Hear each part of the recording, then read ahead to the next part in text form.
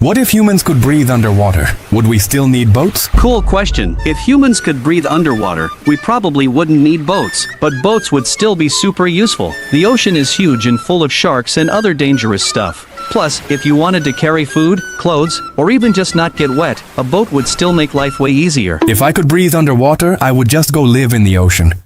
I also have a question. What if every day was sunny? Would we ever sleep? Nice one. If every single day was sunny, it would actually be really hard for our bodies. Humans need darkness to produce melatonin. Melatonin is what makes us sleepy. Without nighttime, our sleep would get messed up, and people would feel tired, confused, or even sick. We'd probably have to make a fake night with curtains or special glasses just to get any real rest. I wish every day could be sunny, because I don't like going to sleep.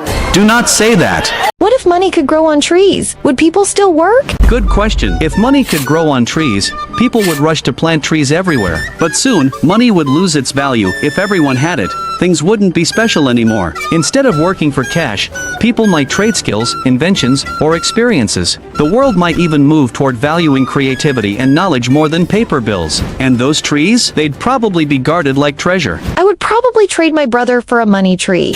I have a question too. What if humans needed to charge like phones? What would happen to us? Cool question. If humans needed to charge like phones, our lives would run on batteries. We'd have charging stations everywhere, in schools, malls, even sidewalks. People might carry portable chargers for themselves the way we do for devices now. Sleeping might not even exist anymore. Instead, you just plug in. If my body was like a phone, I would download Roblox on my stomach. What if humans could live forever? What would happen? Good question. If humans could live forever, the world would get really crowded fast. People would never die, so cities would be packed, food would run out quicker, and jobs would be hard to find. On the bright side, you'd have unlimited time to learn things, travel, and see the future. But living forever might get boring. Imagine watching the same things repeat for thousands of years. People might even wish they could end their lives after a while. I wanted to live forever, but now I think that's a bad idea. My question is kind of creepy. What if the rain would kill us? How would we survive? Oh, okay. If rain could kill us, we'd have to completely change how we live.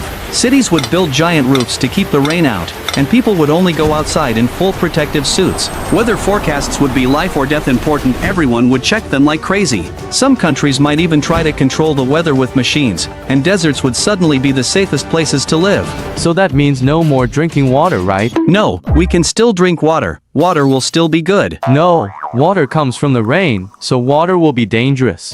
Is it possible for me to take out my eyes and give them to my friend so they could use them to see what I see? Crazy question. The only possible way for this to work is if your friend's brain could plug straight into your eyes like a charging cable. Your eyes don't actually hold vision by themselves, they just act like cameras that send signals to your brain. Without your brain to decode those signals, your friend would just be holding two slimy balls. So unless you and your friend have the same brain, this will not work. That just broke my heart. Why? Because I really wanted to try it.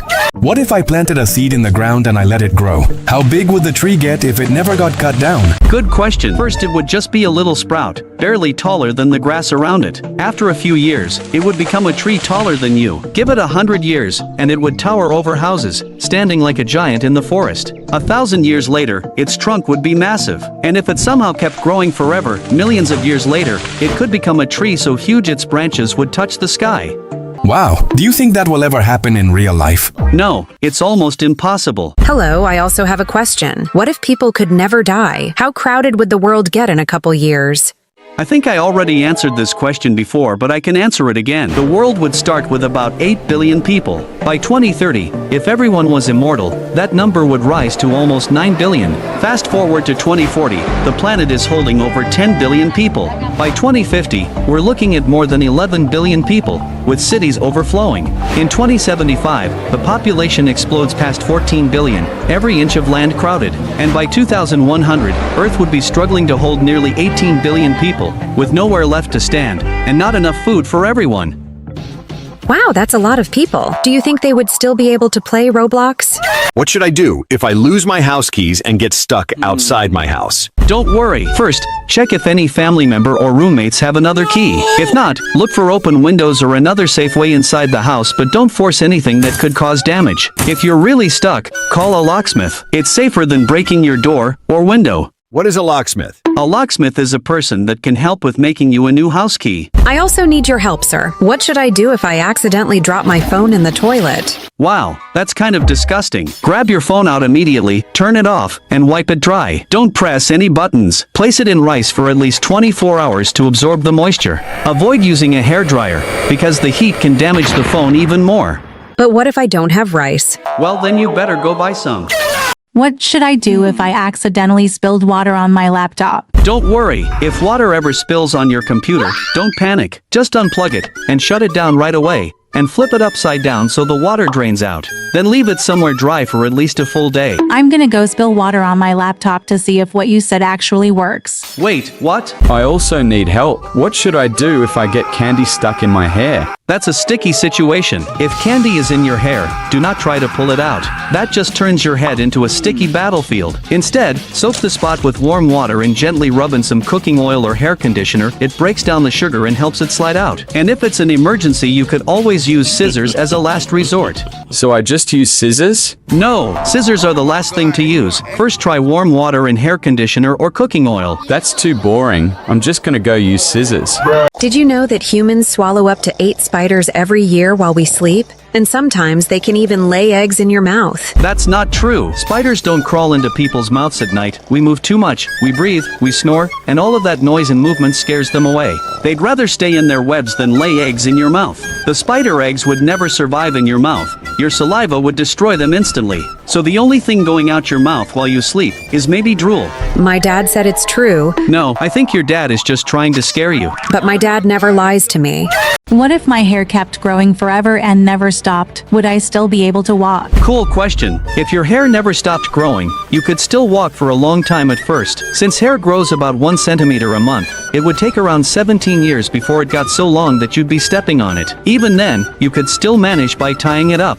But if you kept going, after about 80 years your hair could weigh over 10 pounds, and after a few hundred years it could reach 100 meters long and weigh over 50 pounds. It would be so heavy that walking normally would be almost impossible. From today, I will let my hair grow for 800 years. I just need to get my mom's permission first.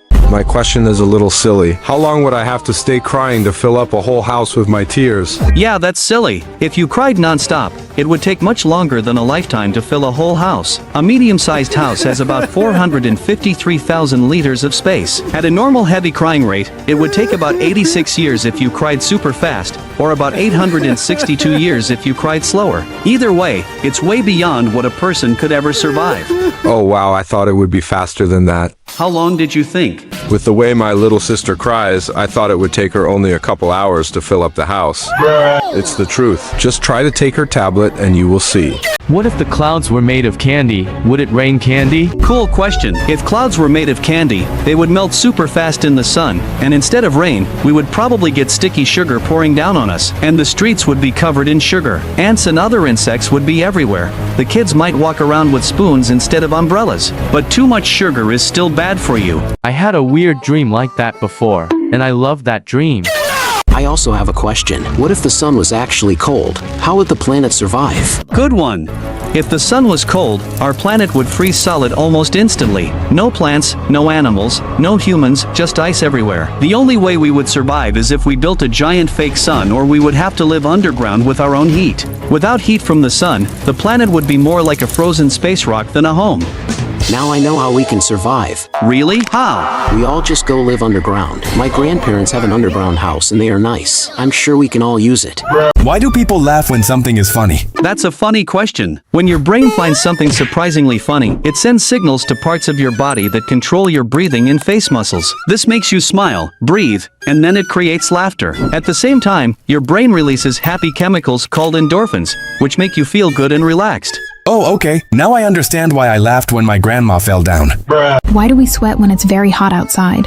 Good question. Your body always tries to stay around the same temperature, but when it gets too hot, little tubes under your skin make sweat, which is mostly water. But as your sweat dries up into the air, it also takes heat away from your skin. That's how your body cools itself down. Wait, we have things under our skin that make us sweat? Yeah, but they are not dangerous. They make sweat when it's too hot outside. Why are some kids scared of the dark if monsters aren't real? Well, it's pretty easy to understand. In the dark, your brain doesn't get clear information, so it fills in the dark with imagination. There is a part of the brain called the amygdala, and that part controls fear, and it can become more active when you can't see what's around you. That's why shadows or strange shapes might feel scary, even if nothing is really there. Sometimes I'm not scared, but only my brain is scared. Bro, you and your brain are the same people. If your brain is scared, that means you're also scared. Same thing happens to me. I never get scared. Me too. I even sleep with the lights closed. Why can I see myself in a mirror? Good question. A mirror has very smooth and shiny glass. When light bounces off you and hits the mirror, the same light comes straight back to you. That's why you see your face and body in the mirror, almost like a picture bouncing back at you. I'm actually pretty scared of mirrors. Why are there 7 days in a week? That's an oddly specific question, but a long time ago, people split time by the moon and the stars. They chose 7 days because they could see 7 big lights in the sky with their eyes. It was the sun, the moon, and 5 bright planets. That tradition stuck around for a long time, so now we all use a 7-day week. I think you're making that up. I will ask my mom to see if you're right. I'm not lying, it's the truth. Why are some countries night and some countries morning? Nice simple questions. The Earth is round and always spinning. When your side of Earth faces the sun, it's morning or daytime. At the same time, the other side is turned away from the sun, so it's nighttime over there. That's why people across the world live in different times of day. I already know that. I just wanted to see if you knew it too. Hello, you will probably never see my channel ever again, so click subscribe to see more of me.